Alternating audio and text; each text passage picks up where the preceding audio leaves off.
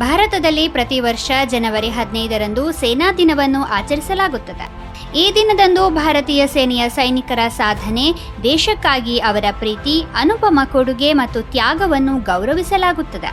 ಜನವರಿ 15ರಂದು ಸೇನಾ ದಿನವನ್ನು ಆಚರಿಸಲು ಕಾರಣವೆಂದರೆ 1949ರ ಈ ದಿನದಂದು ಸುಮಾರು 200 ವರ್ಷಗಳ ಬ್ರಿಟಿಷ್ ಆಳ್ವಿಕೆಯ ನಂತರ ಮೊದಲ ಬಾರಿಗೆ ಭಾರತೀಯ ಸೇನೆಯ ಅಧಿಕಾರವನ್ನು ಹಸ್ತಾಂತರಿಸಲಾಯಿತು.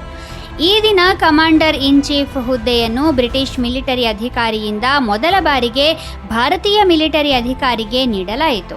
ನಂತರ ಫೀಲ್ಡ್ ಮಾರ್ಷಲ್ KM ಕಾರ್ಯಪ್ಪ ಅವರು ಜನರಲ್ ಸರ್ ಫ್ರಾನ್ಸಿಸ್ ಬುಚರ್ ಅವರಿಂದ ಭಾರತೀಯ ಸೇನೆಯ ಮೊದಲ ಭಾರತೀಯ ಕಮಾಂಡರ್ ಇನ್ ಚೀಫ್ ಆಗಿ ಅಧಿಕಾರ ವಹಿಸಿಕೊಂಡರು.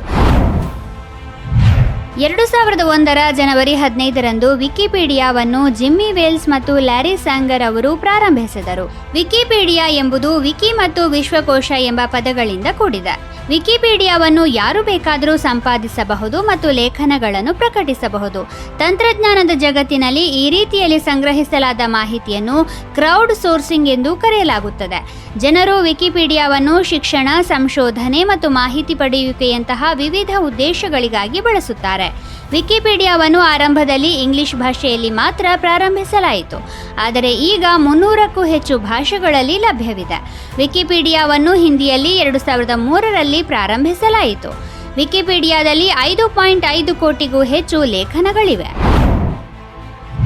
1934ರ ಜನವರಿ 15ರಂದು ಭಾರತ ಮತ್ತು ನೇಪಾಳದಲ್ಲಿ ಅಪಾಯಕಾರಿ ಭೂಕಂಪ ಸಂಭವಿಸಿತು. ಈ ಭೂಕಂಪದಲ್ಲಿ 11,000ಕ್ಕೂ ಹೆಚ್ಚು ಜನರು ಸಾವನ್ನಪ್ಪಿದ್ದರು. ಇದರ ತೀವ್ರತೆಯನ್ನು ರಿಕ್ಟರ್ ಮಾಪಕದಲ್ಲಿ 8.4 ಎಂದು ಅಳೆಯಲಾಗಿತ್ತು. ಈ ಭೂಕಂಪದ ಕಂಪನದ ಅಬ್ಬರವು ಮುಂಬೈವರೆಗೂ ಇತ್ತು. ಈ ಭೂಕಂಪವು ಬಿಹಾರದ ಮುಂಗೇರ್, ಮುಜಾಫರ್ಪುರ, ಮೋತಿಹಾರಿ ಮತ್ತು ದರ್ಭಂಗ ನಗರಗಳಿಗೆ ಭಾರೀ ಹಾನಿಯನ್ನುಂಟು ಮಾಡಿತ್ತು. ಇದೇ ವೇಳೆ ನೇಪಾಳದ ಖಟ್ಮಂಡು, ಭಟಗಾಂವ್ ಮತ್ತು ಪಟಾನ್ನಲ್ಲಿ ಹಲವು ಕಟ್ಟಡಗಳು ಕುಸಿದು ಬಿದ್ದು ರಸ್ತೆಗಳಲ್ಲೂ ಬಿರುಕು ಕಾಣಿಸಿಕೊಂಡಿತ್ತು.